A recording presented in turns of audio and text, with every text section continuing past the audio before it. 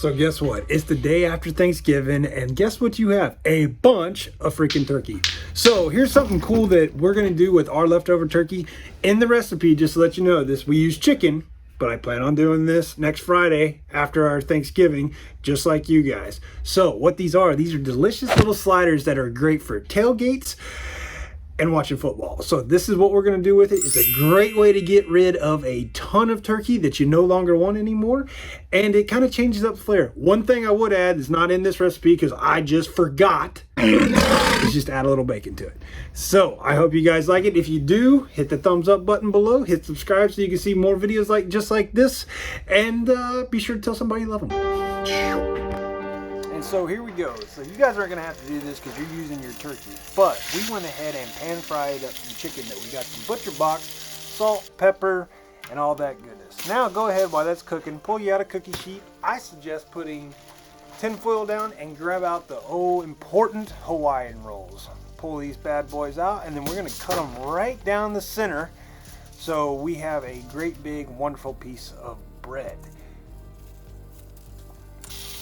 Now, let's go back and check that chicken. Go ahead and give it a flip. And then, once we think it's almost done, probably about 8 minutes in, we'll start checking temperature. Let's go ahead and preheat our oven to 260 for the rolls later. And it looks like our chicken is getting close to 165. So it looks like it's at about 143 now. And this is when I like to go ahead and put a big scoop of garlic on top and throw in some onions, which this is going to be part of our mixture that we put on top of our sandwich later, and let that saute.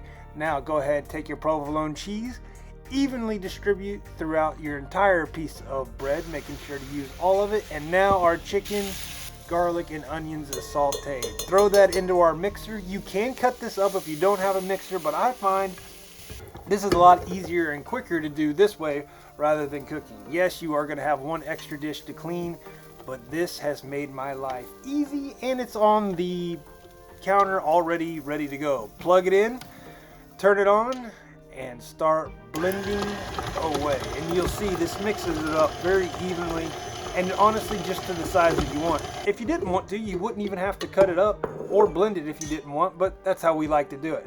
Go ahead, add that to your bread, add your pickles and your ranch, and then we're going to go ahead and put our lid on. Now this is the most important part. We're going to warm up some butter with garlic, put it in the microwave or heat it up however you want, and then we're going to go ahead and grab our barbecue mop and start just coating the top of your bread with the garlic butter. And I'm telling you, this is part of the game changer.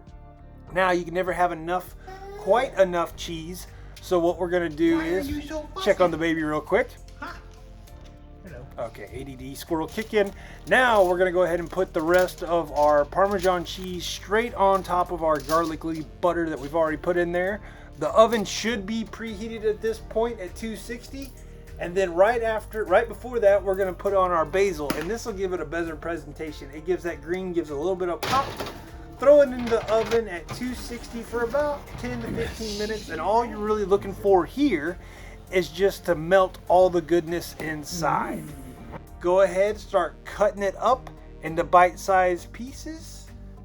Have your wife come over and start making fun of you as you start to do this, and then you just need to test it out. So, I would suggest using a sharper knife. As you can see, this really isn't working that great. And then it's time for the taste test.